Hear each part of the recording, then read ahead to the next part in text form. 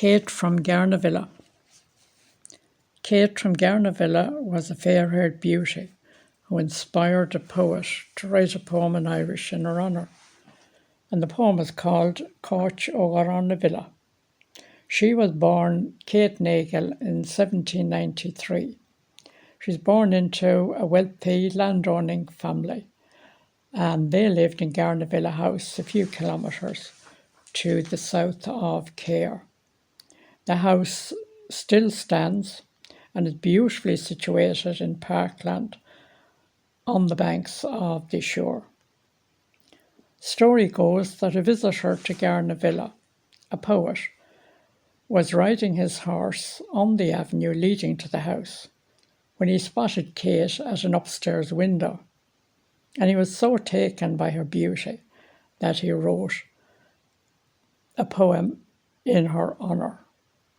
And this poem was called Cahir Garnavilla. Who was he? Who was this man on the avenue who was so taken by this young girl? He was a Clareman, Edward Lycett, or Éamon Mac in Irish. This name, Lycett, is common enough in parts of Clare, particularly East Clare.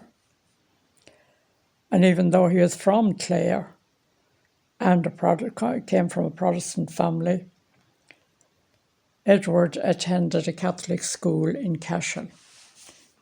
He later attended UCD, from where he qualified as a barrister. But in his leisure time, he wrote poetry.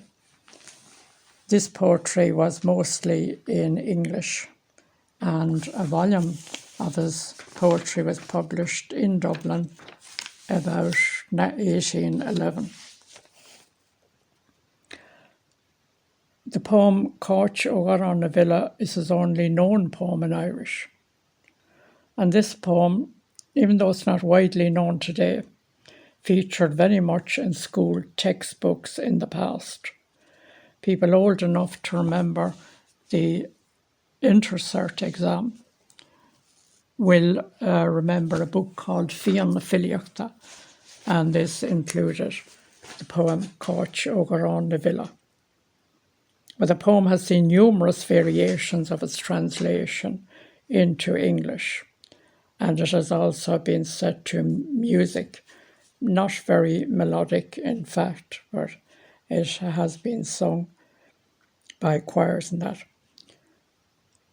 Connections with Kate herself survive in that the house, Garnavilla House, still stands and is lived in to this day. And also the Nagle family tomb is to be found near the wall of the ruined medieval church in Rochestown graveyard. And Rochestown happens to be not too far from Garnavilla, further downstream. There's also a lovely reminder in the Inchfield in Cahir, where a tree trunk was carved by a local stonemason, Philip Quinn, in the Inchfield, close to Cahir Castle. And on this seat, he carved lines from the poem, just 2 lines. Is milcha póg no drucht a rose, she caught ma stor o Garnavilla.